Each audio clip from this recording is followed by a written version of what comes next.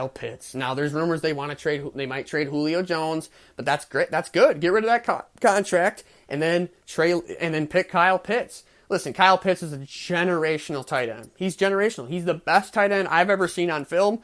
I just started watching film about a few years ago, getting into this draft stuff. And listen, even experts have said Kyle Pitts is the best tight end prospect of all time. I agree. I think he is. I think he's a 6'6", 250 wide receiver. I mean, that's what he is. And I have the pipe dreams here that Jerry Jones is infatuated with him, and I'm praying on my knees that he's going to be there at 10, but he won't. And I knew the Cowboys weren't going to trade up for him. I expect him to be the pick here for the Atlanta Falcons, and it would be a great pick. If you want to prolong Matt Ryan's career in Atlanta, take the tight end, have him, and if you want to run out Julio Jones and Calvin Ridley, it'd be an outstanding offense in the NFC South. So yeah, the pick is in. Commissioner Goodell should be walking to the podium here any minute with the selection. I expect Kyle Pitts. If they were to take a quarterback, it would be Justin Fields, I think. But again, I think they're going to go Pitts. You could make the case for them to take Penei Sewell, the tackle out of Oregon, or maybe even a corner. Listen, they took A.J. Terrell, 16th overall last year out of Clemson. He had a very disappointing rookie season. You could make the case for Patrick Surtain, J.C. Horn, one of the cornerbacks, but they're not going to do that with Kyle Pitts staring them in the face or the quarterback of their future in Justin Fields.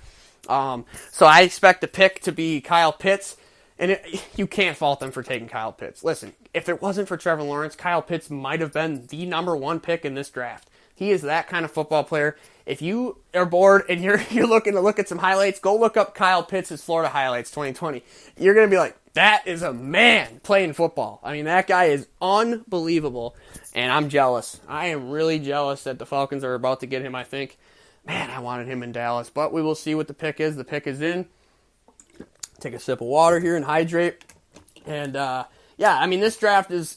Look at that. We already started out with a bang. Trey Lance to the 49ers. Everyone expected Mac Jones.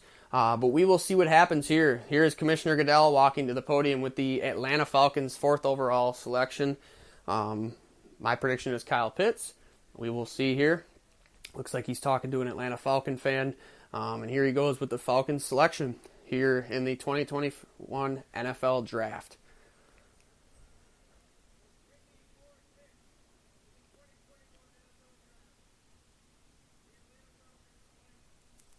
Kyle Pitts is the selection.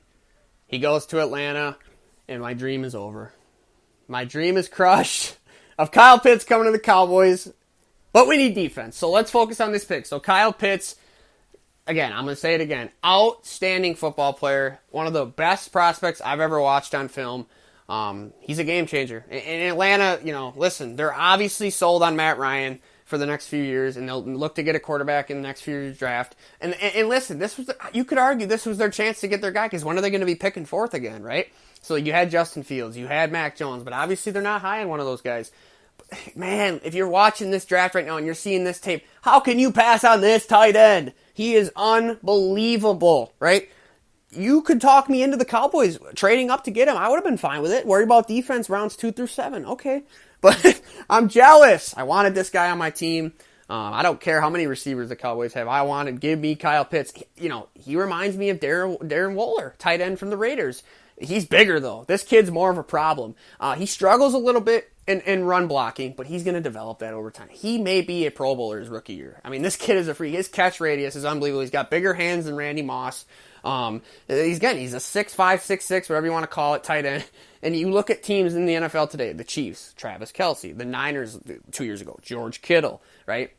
Waller has brought the Raiders offense to higher numbers. I mean, it's a tight end driven league. And if you get a tight end that's generational like Kyle Pitts, you're going to be moving the sticks and you're going to be scoring a lot of red zone touchdowns. So congratulations to Falcons fans. You just got arguably, it could be in a few years, the best tight end in the NFL. I don't want to crown him too soon, but this kid's unbelievable. And my dream of Kyle Pitts being a Dallas Cowboy is now over. Disappointing to say the least. The Cincinnati Bengals are on the clock with the 5th overall selection. And there's been a lot of talk about what Cincinnati will do with this pick. Obviously, Joe Burrow, they took him 1st overall last year, and Joe Burrow's been unbelievable. He had a good rookie season, and I think he's going to be a great quarterback. But you look at it, and you say, all right, he's coming off a torn ACL his rookie season. Do we go ahead, and do we get Penei Sewell or Rashawn Slater, one of the two generational tackles, or do we take Jamar Chase, the wide receiver from LSU, who's best friends with Joe Burrow, played college football with him at LSU. They had arguably the greatest college season ever at LSU, those two together. They went undefeated, won the national championship. And listen, Jamar Chase, I wouldn't be surprised by either pick here. If it was me, if I'm making this selection, I take Jamar Chase. Here's why. I take Jamar Chase, and there's a lot of good offensive linemen in this draft. You have 2 through 7 to get offensive line for Joe Burrow. Penei Sewell is a very good football player, yes. But Jamar Chase, you saw the numbers that him and Joe Burrow put up at LSU. You want to duplicate that in the NFL, take Jamar Chase. Take Jamar Chase. We're under 5 minutes left here before the Bengals make their pick. But Jamar Chase and Joe Burrow have a chemistry, and I just don't think you can refine that anywhere, right? You look at the Bengals, they don't have A.J. Green anymore. They have Tyler Boyd. They drafted T. Higgins, who was a very impressive rookie last season. And I like this.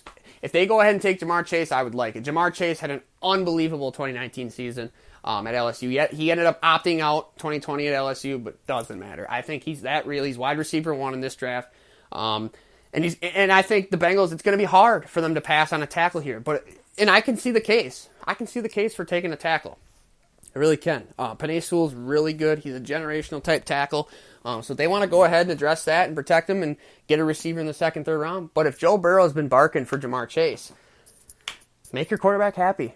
But you also look at it like this. Or do we want to keep you healthy? That's the question. Do we want to keep him healthy or happy? You want to do both, but you'd prefer to be healthy probably, right? So I think I'm 50-50. I'm torn on this pick coming up here for the Cincinnati Bengals at 5. I'm torn. Is it going to be Jamar Chase? Is it going to be Penei Sewell, Rashawn Slater?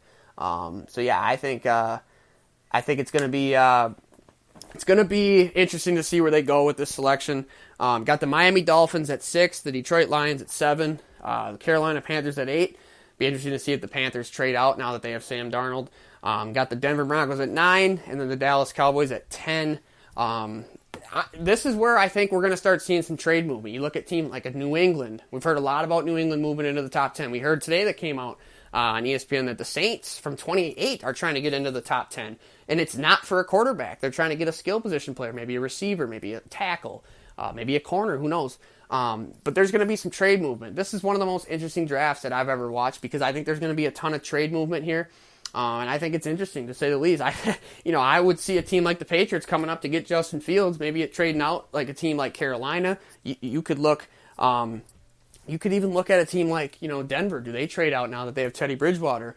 Do you look at a team like Carolina? They have Sam Darnold. All right, are they sold on him? They haven't picked up his 5th-year option yet. Do they want to trade out? And let a team like New England come up. Detroit has Jared Goff. Is Jared Goff their long-term future? I think they want to give him a couple years to see what he's got. But yeah, I think this is an interesting next few picks here in this draft. So I think it's 50-50 between Chase and Sewell. But again, I wouldn't be surprised by either one, but if it's me, I would probably lean towards Chase. And yesterday, I actually thought they should take Sewell, but I reconsidered it and I thought about this and I was like, God, that chemistry between, you don't mess with a quarterback-receiver chemistry. You look at what Rodgers and Devontae Adams have, Brady and Mike Evans, Dak and Amari Cooper, Mahomes and Hill. You just look at some of these, great duos in the league, quarterback-receiver, and you saw what Burrow and Chase were able to do at LSU. I just think you want to duplicate that. Zach Taylor, head coach, he wants to have that for his offense. So I think it makes a ton of sense here if they go Jamar Chase. But I hear the people that are old school want to protect the quarterback, get the blocker, protect the blind side. Penei Sewell can do that. He's a little short arm tackle. This guy's a monster, though. I think he's going to be an outstanding left tackle. You look at Tyron Smith, David Bakhtiari, Orlando Brown, some of these premier left tackles in this league. And that's what you want to get for your franchise quarterback, especially when he's coming off an injury like that. I think this is a very big selection here for the Cincinnati Bengals. I'm glad I'm not making it because, boy, it's a tough one. It is a tough one. Jamar Chase is a nice wide receiver. Very nice. There's people that could argue, hey, go ahead and take the Heisman winner here, Devontae Smith. I don't see that. Go ahead and take Rashawn Slater. And I don't think Rashawn Slater is second on my tackle board behind Penei Sewell. I had him ranked, but I don't think it's that far off. Rashawn Slater played at Northwestern. He shut out Chase Young. He shut him down, Chase Young. One of the best edge rushers to come out in a long time from Ohio State to the Washington football team. So I look at, they got options here, Cincinnati. We're at a commercial break right now. It says the pick is in for the Cincinnati Bengals, so I would imagine after this commercial break they're going to go straight to the podium. And it looks like Commissioner Goodell is at the podium, or he's walking towards the podium here with the selection. Again, I'm torn. I have no idea what this pick is going to be. It's going to be Chase or Sewell, I think. But it's 50-50. I really think it is with this pick. Check the Twitter timeline here to see if there's any updates. I have Ian Rappaport on notifications. I haven't heard of any trades. It's interesting because I look at this draft right now, and I think the trades have to happen. I think teams like New England have to move up and get their guy. I look at maybe a Washington. I don't want Washington to move up and get a guy like Fields, or they can take Mac Jones, but just don't get Fields for Washington, please. They're in our division. But yeah, I think it's interesting, these trades that are going to happen tonight. Other teams that are at the bottom of the first round, are they going to trade up? Are they going to get aggressive? Green Bay is interested in Rashad Bateman. Are they going to trade up now? But with this Aaron Rodgers stuff, they want to be careful with all these trades, I think. They got to figure out their quarterback situation first. I think this draft, to me, is going to come down to some of these trades. This order is not going to last. It's going to get mixed up here. I'm very interested to see how this plays out.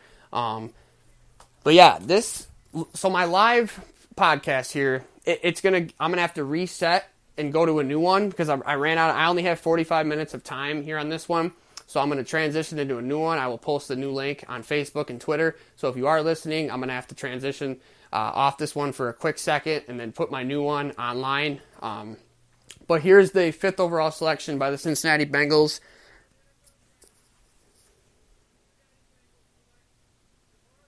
And they took Jamar Chase, as I talked about, the wide receiver out of LSU. He's the best wide receiver in this draft. Played with Joe Burrow. Joe Burrow's got to be so happy right now for this. This is an excellent pick. You see Agent Rocky Arsenal there. That's Ezekiel Elliott's agent. That's how I know his face. I think this is an excellent pick. Listen, if Burrow gets hurt again this year, they're going to be like, we should have taken Penei Sewell. We should have taken Rashawn Slater. But, again, the chemistry that Burrow and Chase put on display at LSU was unbelievable. Now they have that in the NFL. The Bengals get a stud wide receiver. Excellent pick. The Miami Dolphins are on the clock with 6 minutes to go at the 6th overall pick.